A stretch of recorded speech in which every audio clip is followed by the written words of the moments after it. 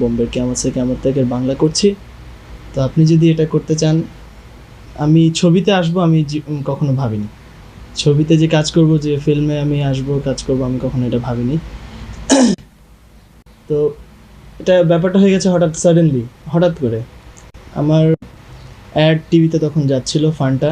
তখন আমার কাছে যখন প্রপোজালটা আসে, ফ্যানটার একটা অ্যাড যাচ্ছিল, রেগুলার অ্যাডটা চলছিল।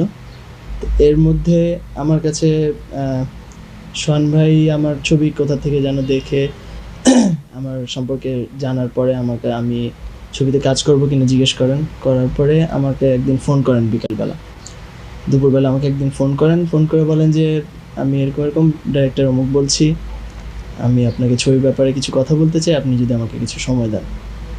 আমরা দুজন বসলাম একসঙ্গে, বসে কথা বললাম।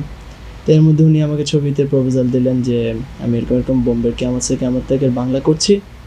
তো আপনি যদি এটা করতে চান, আপনি যদি করেন, আমি খুব খুশি হব। তো ব্যাপারটা আসলে হঠাৎ করে আমাকে এরকম করে ফিল্মের প্রপোজাল দেওয়াতে আমি একটু মানে মানে আমি বুঝতে পারছিলাম যে কী করা উচিত। হঠাৎ এরকম একটা প্রপোজাল আসা, আর আরেক দিক দিয়ে ভালোও লাগছিল। আমি আসলে অ্যাকচুয়ালি আমি প্রথম দিকে আমি কখনো ভাবিনি যে আমি ফিল্ম লাইনে আসবো বা ফিল্মে অ্যাক্টিং করব। ভেবেছিলাম মডেলিং করব, অ্যাক্টিং করব, ওটা শখের বসে আমরা করতাম আগে। কিন্তু ফিল্মে অ্যাক্টিং করব অ্যাজ আ প্রফেশনাল আর্টিস্ট আমি কখনো এটা ভাবিনি।